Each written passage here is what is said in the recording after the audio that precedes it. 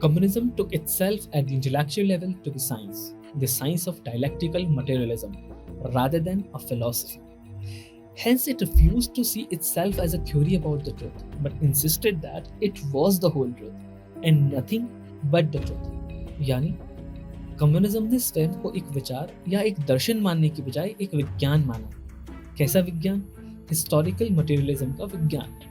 और इसीलिए वह स्वयं को सत्य की खोज के अन्य रास्तों की ही तरह एक रास्ता न मानकर स्वयं को पूर्ण सत्य माना।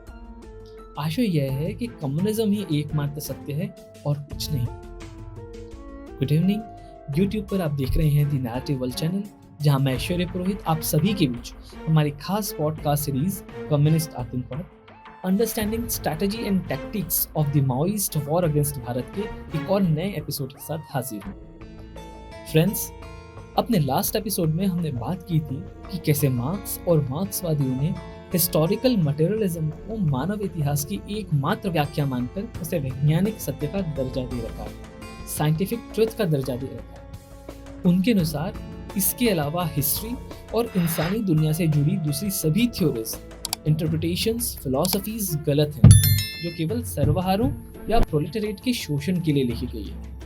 हमने यह भी सुना कि इन सब कारणों से ही डॉक्टर अंबेडकर ने इसे एक जिहाद की संज्ञा दी थी। इस एपिसोड की शुरुआत में भी आपने एक कोट सुना जो प्रसिद्ध सोशियोलॉजिस्ट और फिलोसोफर रॉबर्ट गिन्सबर्ग ने अपने एक ऐसे व्हाई कम्युनिज्म फील्ड में कम्युनिज्म या मार्क्सिज्म को क्रिटिसाइज करते हुए लिखा था। गिन्सबर्ग का यह कोट बताता है कि मार्क्सिज्म की जिहाद के पीछे की असल इंस्पिरेशन क्या है। अब हम आगे बढ़ें, इससे पहले मार्क्सवादियों के द्वारा परम सत्य माने जाने वाले इस हिस्टोरिकल मटेरियलिज्म पर थोड़ी बात करते हैं, क्योंकि हमारी आगे की बातों के लिए इसकी समझ होना जरूरी है। तो हिस्टोरिकल मटेरियलिज्म बेसिकली यह टर्म दो शब्दों से बना है, हिस्ट्री और मटेरियलिज्म। हम पहले मटेरियलिज्म पर बात करेंगे। यूं तो सामान्य टर्मिनोलॉजी में मटेरियलिज्म पश्चिमी दर्शन शास्त्र यानी वेस्टर्न फिलॉसफी की वो ब्रांच है जिसमें मटेरियल यानी पदार्थ से ही यूनिवर्स की उत्पत्ति और मटेरियल इन मोशन से ही यूनिवर्स की मोशन को एक्सप्लेन करने की कोशिश की जाती है। मटेरियलिस्ट फिलोसोफर्स ये मानते हैं कि सभी तरह की मेंटल फिनोमेना का आधार या बेसिस केवल मटेरियल और मटेरियलिस्टिक प्रोसेसेस में ही निहित है। इसे ऐसे समझ सकते हैं कि हमारा मन और हमारे विचार दिमाग में होने वाली फिजिकल और केमिकल रिएक्शंस के ही बाई प्रोडक्ट हैं, ठीक वैसे ही जैसे यूरिन हमारी किडनी का बाई प्रोडक्ट है। लेकिन मार्क्स इस प्रकार के मटेरियलिज्म का घोर क्रिटिक रहा।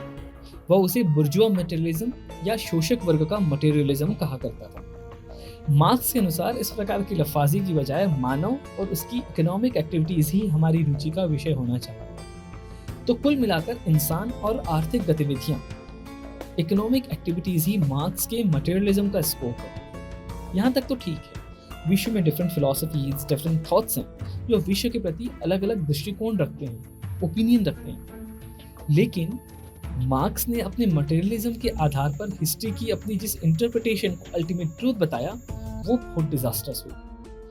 मार्क्स के अकॉर्डिंग जब से इंसान ने इकोनॉमिक एक्टिविटीज शुरू की हैं तभी से सोसाइटी को एक हॉरिजॉन्टल लाइन यानी आड़ी रेखा दो भागों में डिवाइड करती है। इस लाइन के ऊपर मौजूद होते हैं हैव्स यानी जिनके पास मीन्स ऑफ प्रोडक्शन है, पर्सनल प्रॉपर्टी है, और इस लाइन के नीचे हैज नॉट यानी वंचित लोग होते हैं जिनके पास अपने दो हाथों और लेबर पावर के अलावा कुछ नहीं होता। मार्क्स ने इसे क्लास डिफरेंस का नाम दिया और इनमें से haves class has not class का शोषण करते हैं ये बताया। कैसे? तो मार्क्स ने इसका जो उत्तर दिया है उस पर हमें पूरी पॉडकास्ट सीरीज चलानी पड़ेगी। तो बस यहाँ इतना ही जान लेना चाहिए कि मार्क्स के हिसाब से यदि एक मोहल्ले में 10 एक जैसे एक मंजिला घर हैं और उनमें से किसी एक फैमिली ने अपने घर को रिकंस्ट्रक्ट कर उतनी जगह में 4 मंजिला घर अपने खर्चे से बना लिया, तो मार्क्स के अकॉर्डिंग वो बड़ा घर बाकी के 9 घरों की फैमिलीज के मन में इंफीरियरिटी भर देता है और इस तरह वो बड़े घर वाली फैमिली बाकी सभी फैमिलीज का शोषण करती हैं, ऑपरेशन करती हैं। अनफॉर्चुनेटली मार्क्स की इस वियर्ड्स की बात पर वो नहीं रुकता। जेलिसी को ऑपरेशन बताने के बाद वो यह भी कहता है कि इस शोषण से 9 छोटे घर वाली फैमिलीज तभी बच सकती हैं जब वे उस बड़े घर को गिराकर फिर से वहां पहले की ही तरह एक मंजिला घर बनाकर। इतना ही नहीं, इन 9 ऑप्रेस्ड फैमिलीज को चाहिए कि वे उस बड़े घर वाले परिवार को भी खत्म कर दें। क्यों? क्योंकि हैव्स क्लास का वह परिवार उन हैव्स नॉट वाले घरों का क्लास एनिमी है, और यदि वो परिवार रहा तो वो फिर से बड़ा घर बना सकता है। इसीलिए इस वायलेंस को जरूरी बताकर मार्क्स ने इसे ही कम्युनिस्ट रिवॉल्यूशन कहा। खैर, यहाँ से केवल क्लास और क्लास एनिमी, इन 2 बातों को ही ध्यान में रखकर हम आगे बढ़ते हैं। मार्क्स के हिस्टोरिकल मटेरियलिज्म में कम्युनिस्ट रिवॉल्यूशन के लिए 3 बातें महत्वपूर्ण हैं। पहला, कैरेक्टर ऑफ सोसाइटी, यानी सोसाइटी फ्यूडल है या कैपिटलिस्ट, जमींदारी है या पूंजीवादी या फिर साम्राज्यवादी। दूसरा, उस सोसाइटी का क्लास एनालिसिस, यानी शोषक वर्ग कौन सा है और शोषित वर्ग कौन सा है। और तीसरा, वहाँ कम्युनिस्ट रिवॉल्यूशन कितने स्टेजेस में होंगे। तो अब हम अपनी पॉडकास्ट के विषय पर लौटते हैं। मार्क्सवाद यानी कम्युनिज्म की इस प्रिंसिपल के हिसाब से ही कम्युनिस्ट आतंकवादियों ने, यानी जिन्हें हम अपने हक की लड़ाई लड़ रहे मासूमों के रूप में जानते हैं, उन्होंने अपने स्ट्रैटेजिक डॉक्यूमेंट में भारतीय समाज के कैरेक्टर, उसके क्लास एनालिसिस और इंडिया में कम्युनिस्ट रिवॉल्यूशन के स्टेजेस पर विस्तार से लिखा है। सबसे पहले हम बात करेंगे कि माओवादी कम्युनिस्टों के हिसाब से इंडियन सोसाइटी का कैरेक्टर क्या है। तो मार्क्स के अकॉर्डिंग कोई भी समाज पहले मनसबदारी या जमींदारी व्यवस्था का समाज होता है, फ्यूडलिस्ट सोसाइटी होता है, जिसकी कोख से पूंजीवाद यानी कैपिटलिज्म जन्म लेता है। यूरोप की उस समय की स्थिति के हिसाब से मार्क्स ने ये निष्कर्ष दिया, पर भारत में ऐसा कुछ था नहीं। जमींदारी या मनसबदारी, जिसे हम फ्यूडलिज्म भी कहते हैं, भारत में मुगलिया सल्तनत के साथ आया, और पूंजीवाद यानी कैपिटलिज्म यूरोपीय ताकतों के साथ आया। पर चूंकि मार्क्स की वाणी तो परम सत्य है, अतः माओवादियों ने भारतीय सोसाइटी का कैरेक्टर कुछ इस तरह बताया कि ये semi feudal semi capitalist society है। क्यों? क्योंकि भारत में कैपिटलिज्म का जन्म जमींदारी या फ्यूडलिज्म की कोख से होने की बजाय यूरोप की इंपीरियलिस्ट ताकतों के साथ वाइल्ड कार्ड एंट्री में आया है। पर अब चूंकि कम्युनिस्टों को तो भारत के संवैधानिक और संसदीय व्यवस्था को भी उखाड़ फेंकना है, क्योंकि वे भी शोषण के साधन हैं, तो उन्होंने भारतीय सोसाइटी का एक और कैरेक्टर बना दिया, सेमी इंपीरियलिस्ट। कुल मिलाकर मार्क्स के हिस्टोरिकल मटेरियलिज्म के खांचे में, क्लास डिफरेंस के खांचे में किसी भी तरह भारत को बिठाकर अपने जिहाद को जस्टिफाई करना कम्युनिस्टों का उद्देश्य है। यही बात उनके द्वारा किए गए भारत के क्लास एनालिसिस से भी समझ में आती है। जैसा कि हमने बात की कि मार्क्स का कहना था कि हर युग में समाज में 2 वर्ग होते हैं, शोषक और शोषित। जमींदारी समाज में जमींदार और खेतीहर मजदूर, पूंजीवादी समाज में पूंजीपति या कैपिटलिस्ट और कामगार या वर्किंग क्लास, यानी मार्क्सी भाषा में बुर्जुआ और सर्वहारा। पर भारत में ऐसी कोई शार्प लाइन एग्जिस्ट ही नहीं करती, और इसीलिए आप हैरान होंगे कि भारत के इन कम्युनिस्टों ने भारत का क्लास एनालिसिस कर 2 नहीं बल्कि 11 क्लासेस तय की हैं, और इसमें कौन शोषक हैं कौन शोषित हैं वो इसे भी ठीक ठीक तय नहीं कर पा रहे। इन 11 क्लासेस में पहली है प्रोलेटरेट यानी सर्वहारा। कम्युनिज्म की आइडियोलॉजी में इसका मतलब है जिसके पास 2 हाथों और लेबर पावर के अलावा कुछ नहीं। भारतीय समाज की एक क्लास ये है, किंतु टोटल पॉपुलेशन में इनका रेशियो बहुत कम है, इनका कंट्रीब्यूशन बहुत कम है। दूसरी क्लास है भूमिहीन और गरीब किसानों की। दरअसल मार्क्स के समय में यूरोप में सर्वहारों की संख्या लगभग 90% थी, प्रोलेटरेट्स की, जो वर्किंग क्लास है, जो मजदूरी करते थे इंडस्ट्रीज में। इसीलिए मार्क्स के लिए क्लास डिफरेंस, क्लास स्ट्रगल के लिए 2 क्लासेस बताना बड़ा आसान था, पर भारत में ऐसा नहीं है। रूस और चीन में भी ऐसा नहीं था, पर अब चूंकि मार्क्स की बात परम सत्य है, अल्टीमेट ट्रूथ है, इसलिए एक नई क्लास का आविष्कार चीन में माओ ने किया और जिसे माओवादियों ने भारत में भी अप्लाई किया। वो नई क्लास थी भूमिहीन और गरीब किसानों की। माओ के अकॉर्डिंग ये लोग पर्सनल प्रॉपर्टी रखते हैं, इसलिए प्रोलेटरेट तो नहीं है, पर चूंकि खुद की जमीन को जोतकर फसल लेते हैं तो ये किसी का शोषण भी नहीं कर पाते और इसीलिए ये भी शोषित हैं। इनकी संख्या भी ओवरऑल पॉपुलेशन के कंपैरिजन में बहुत कम है। तीसरी क्लास भारत में बनाई गई सेमी प्रोलेटरेट। इनमें कुछ कारीगर जैसे बढ़ई वगैरह, मैकेनिक, रिक्शा चलाने वाले, मछुआरे, ये सभी इंक्लूड हैं। इनके पास उत्पादन के साधन हैं, इनके पास पैसे कमाने के साधन हैं, पर बड़ी भारी मशीनें नहीं हैं। यहाँ 2 कॉन्ट्रडिक्शन है। क्योंकि कम्युनिस्टों की नज़र में जिनके पास उत्पादन के साधन है या पैसे कमाने के साधन है वो डेफिनेटली बुर्जुआ या शोषक वर्ग होना चाहिए। पर भारत में सेमी प्रोलेटरिएट नाम की इस नई क्लास को शोषित बताया गया है। फिर दूसरी बात यह है कि यदि वो कारीगर बड़ी भारी मशीन ले लेगा तो वह पूंजीपति कहलाएगा, और यदि नहीं लाता है तो गरीब कहलाएगा। और दोनों ही कम्युनिस्टों को मंजूर नहीं है। इससे ये पता चलता है कि अलग अलग लोगों में जलन पैदा करने और फिर संघर्ष पैदा करने के लिए अलग अलग उपाय ही ये लोग कर रहे हैं। चौथी क्लास है मध्यम वर्गीय किसानों की। इनमें से अधिकांश के पास खुद की जमीनें हैं, जमीन को जोतने के उपकरण भी है, और ये परिवार सहित मेहनत करके अपनी रोजी रोटी, अपनी आजीविका आराम से चला रहे हैं। पर माओवादियों की दृष्टि में ये भी किसी का शोषण नहीं करते हैं। ये मजदूरों से काम जरूर लेते हैं, पर इससे उन्हें कोई ज्यादा इनकम नहीं होती, और इसीलिए ये भी शोषित हैं। पांचवी क्लास है समृद्ध किसान। ऐसे किसान जिनकी इनकम का 50% से ज्यादा पार्ट मजदूरों के शोषण से आता है, वो समृद्ध किसान या रिच पीजेंट्स कहलाए गए। लेकिन माओवादियों की दृष्टि में ये बेचारे भी शोषण नहीं कर सकते। सरकारें इनका शोषण करती हैं और इसीलिए ये शोषित हैं, और उनके अधिकारों के लिए लड़ना कम्युनिस्टों का फर्ज है। छठी क्लास की बात करें तो ये बनी है पीटी बुर्जुआ, यानी छोटे पूंजीपतियों से।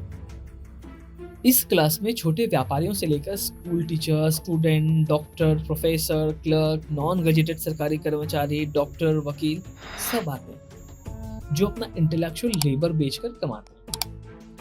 पर ये बेचारे भी शोषित ही हैं। क्यों? क्योंकि मिडिल क्लास वाले लोग हैं, इनके पास अमीरों से कम पैसे हैं, और इसीलिए अमीरों जैसे शौक पूरे न होने पाने से इनका शोषण होता है। 10 घरों वाली मेरी बात याद है ना? तो अब हम नेशनल बुर्जुआस की 7वीं क्लास को समझते हैं।